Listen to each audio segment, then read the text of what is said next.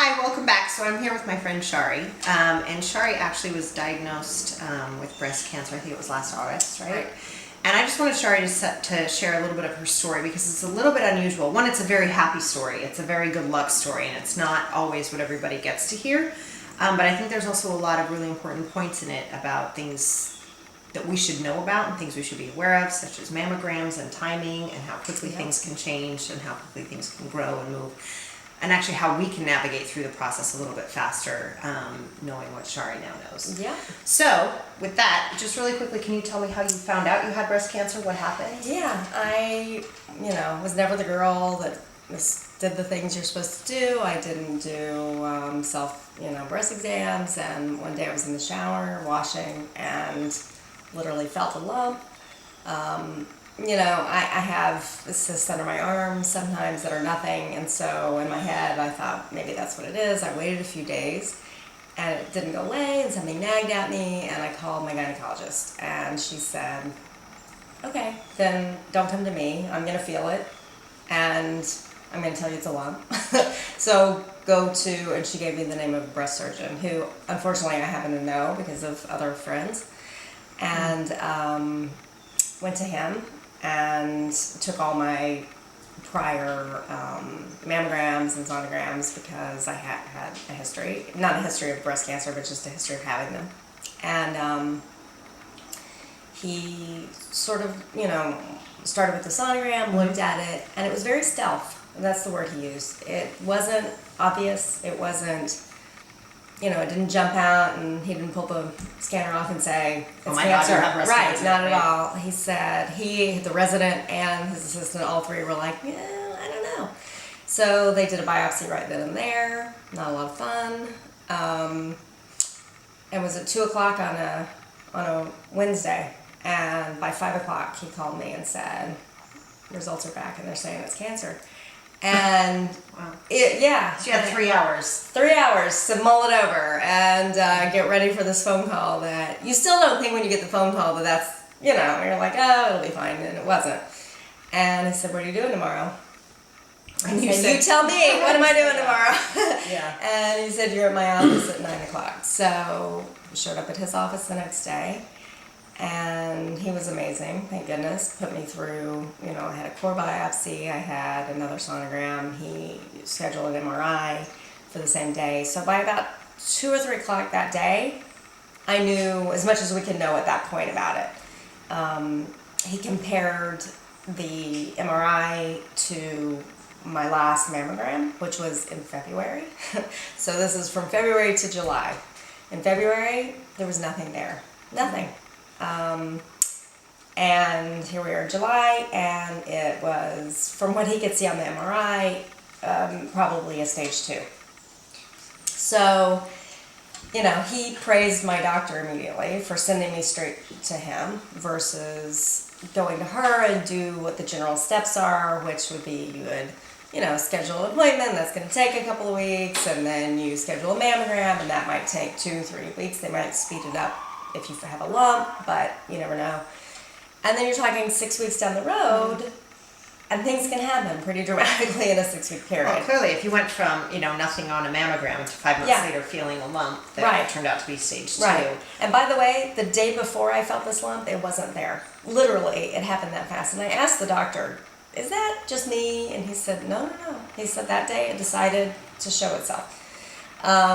So we, did all those tests that day, and scheduled a lumpectomy the next Friday. So then I have, 10 days, whatever it was, 8 days of torture. Sure. The first night was the worst because you're helpless and you don't know anything. You have no information. You just have been told you have cancer and you think you're dead, basically. And then you start doing all the things you're not supposed to do during that time period between that appointment and your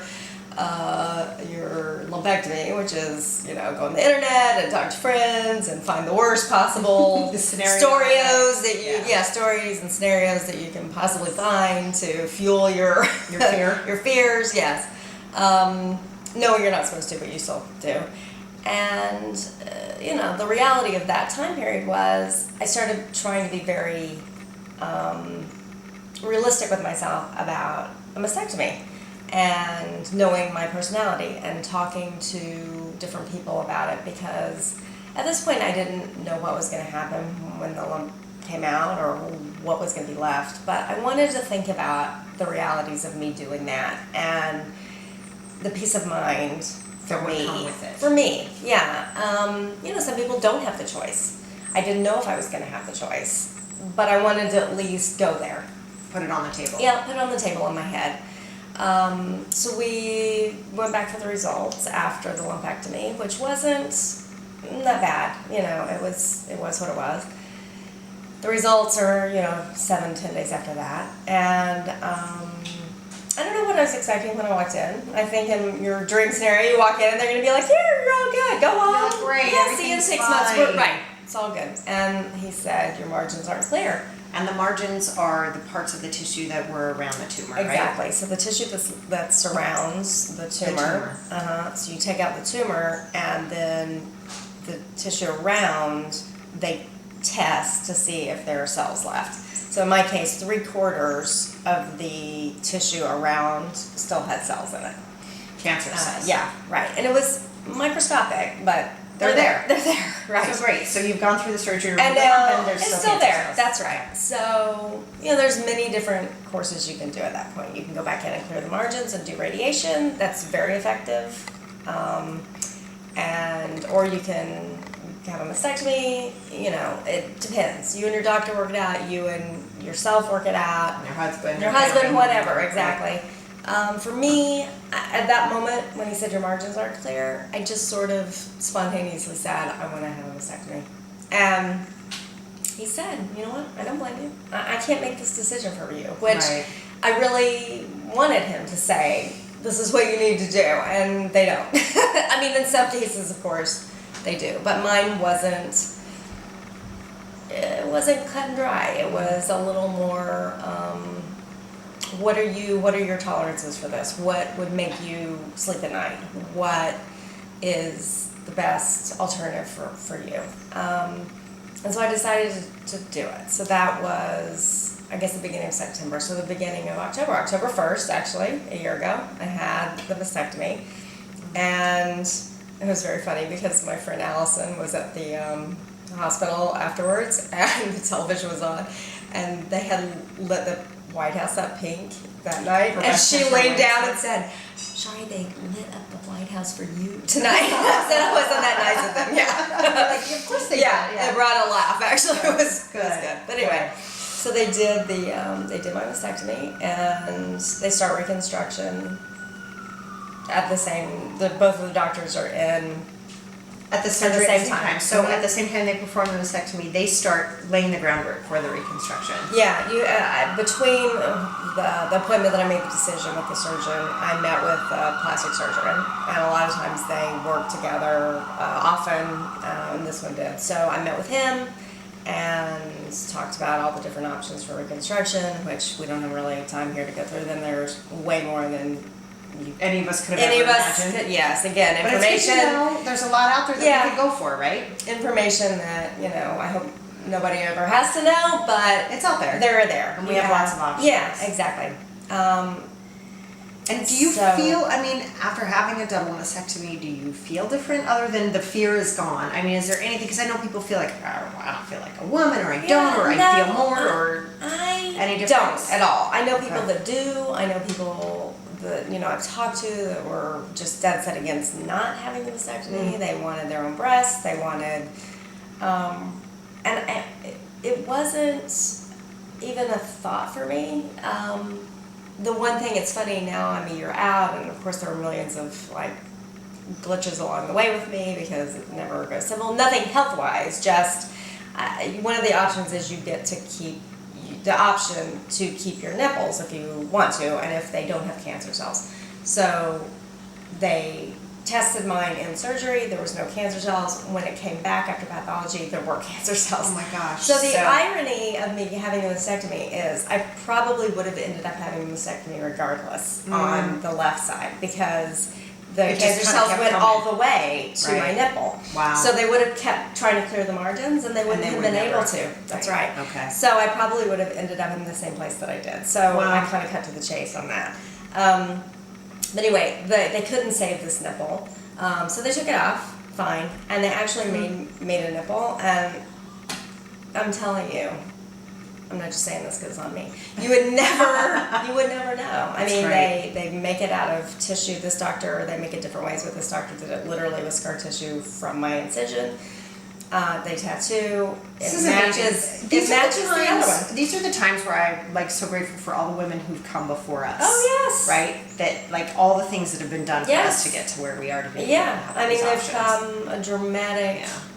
You know, this surgery has come light leaps years. and bounds, right? Oh Remember yeah. they used to remove muscle and really Right. harm people. No, they That's go what in my there grandma- and remove. Yeah, they go in there and remove the tissue. and they're out. They're out. The reconstruction process takes a while because they do expanders and stretch your skin and all of that.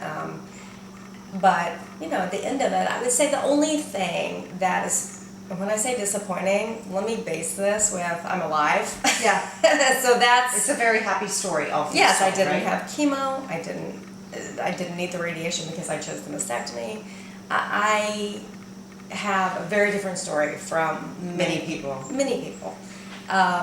So when I say I'm disappointed, take that with a grain of salt. In my scenario, is the numbness that I still feel in both breasts. I have some, Right. but it may never come back. And you know what? Okay. Right. Is there any advice or anything, because we have 1 minute left, that you would like to leave people with? You know, the eye opener for me was the need to not ignore. If you feel a lump, I'm not going to say, you know, be that person that does self-exams every month. I didn't do them. It's great if you do, but don't get a false sense of Security from that. The mammograms, of course, do. But I think if you do feel something in the shower in the morning like I did, don't ignore it, because I think it's real easy to. I think we want to fool ourselves and say, oh, it's just That's a disease for other people, or it's right? a swollen, it's a ingrown hair or whatever, and ignore it. And it can happen very quickly. It can change very quickly. And I think that don't. You know, the best advice I ever got was from my gynecologist, who said, cut to the chase. You don't need to come to me. You don't need me to feel the same lump you're feeling. Go to a surgeon. So skip that middle part of having the second mammogram and being like, oh, I'm good. Right. And then 3 more weeks later, You're not. Right. Or not finding out. And go for your mammogram 6 months later and you have stage 3 or stage 4 breast cancer. So I think the biggest moment for me was them saying to me, my surgeon saying to me, your gynecologist saved your life by skipping through her, you know. So, And I think, though, even before that, there's something you said earlier, that you had a nagging feeling. yeah, And I think as women, sometimes we'll ignore that. If it's about us, if it's about our kids, or someone else, we're like, right. oh, You run your kid to the pediatrician. But when it's yeah, it's us, like I'll get to it. Oh, yeah. it's fine, or it And doesn't hurt, or you know, and it didn't hurt. I felt it. It didn't hurt. It was something. Right. I went on vacation. I felt it, and I had vacation planned the next week, and I went on vacation. And when I got home, and it was still there, I think I had I had made the appointment, but it's not like I dropped everything and ran. But you did pay attention to the I did. nagging feeling, and I Yes. think that's really important. And I think it's hard for women too. I think you're right. Yeah. You know, one of my best friend's mothers felt a lump and waited months and didn't do anything. And not a good story there. She, should have, and she knew in the back of her head. Yeah. So, and that's what I'm saying I think we need to pay more attention to, is I think at some level we do know, and we kind of, I'm busy, there's this, there's Right. that, the mom thing or the woman thing we or you're do. too busy, or you're too whatever. And we do neglect our health. Women do in general. You know, you have a cold. I have a cold right now. What have I done for it? Nothing. You've got 3 kids to get ready. You've got this and that. So Right. I think that's A big my takeaway. Yeah, a big one. All right. Well, Shari, thank you for coming over to Thanks share your for story. having me. Hope it helps. We hope you guys enjoyed it, and hope you listened to it. And we hope it helps. Bye.